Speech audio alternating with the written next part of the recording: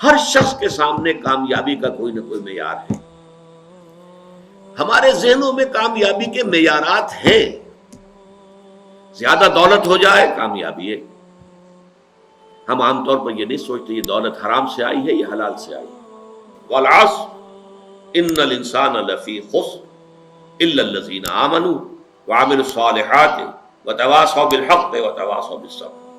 قرآن مجید کی یہ صورت ہمارے سامنے معیار رکھ رہی ہے. کامیابی کا معیار کیا ہے, ناکامی کا معیار کیا ہے. پہلے اس جملے کو اپنے نگاہوں کے سامنے لکھ لیجئے, اپنے تخیل کے اندر.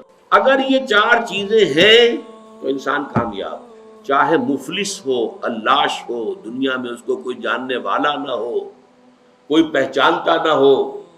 اگر یہ چار چیزیں ہیں تو وہ کامیاب ہے. اور اگر یہ چیزیں نہیں ہیں تو چاہے بادشاہ ہو, لکھپتی ہو, کروڑ پتی ہو, چاہے بہت زبردست اونچے محل میں حویلیوں میں رہتا ہو, وہ ناکام ہے. اس میں انسان کی کامیابی اور ناکامی کا ایک معیار ہمارے سامنے رکھا گیا. دیکھیے ہر انسان, کوئی طالب علم ہے ان سے جا کے پوچھئے, کوئی کہے گا میں ڈاکٹر بننا چاہتا ہوں, میں انجینئر بننا چاہتا ہوں, میں کمپیوٹر کی تعلیم حاصل کرنا چاہتا ہوں, میں کوئی بڑا وکیل بننا چاہتا ہوں. ہر ایک نے اپنے لیے ایک ہدف معین کیا ہوا ہے اور اسی کی طرف رخ کیے ہوئے وہ بھاگ دوڑ کر رہا ہے. ہمارے ذہنوں میں کامیابی کے معیارات ہیں. زیادہ دولت ہو جائے کامیابی ہے. ہم عام طور پر یہ نہیں سوچتے یہ دولت حرام سے آئی ہے یا حلال سے آئی ہے.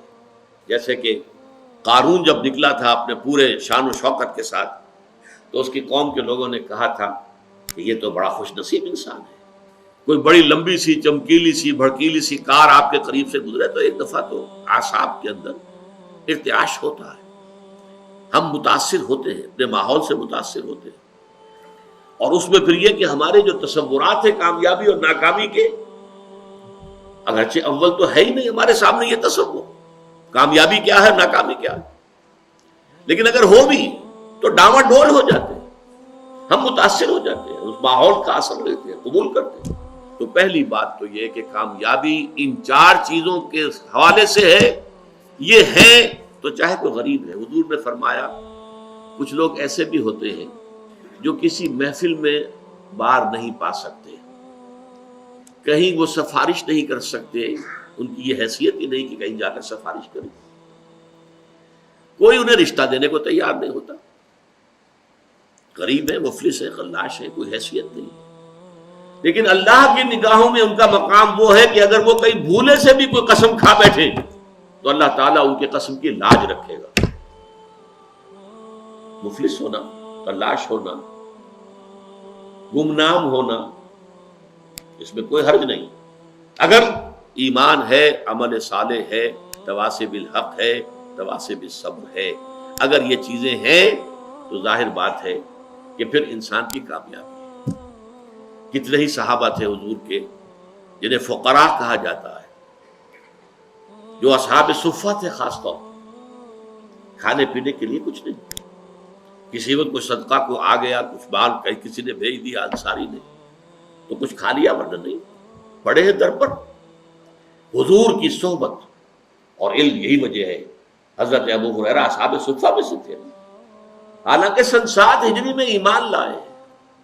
گویا کہ حضور کے ساتھ ان کی رفاقت جو ہے زیادہ سے زیادہ 3 برس کی بنتی ہے, 4 برس کی بنتی ہے, اس سے زیادہ نہیں.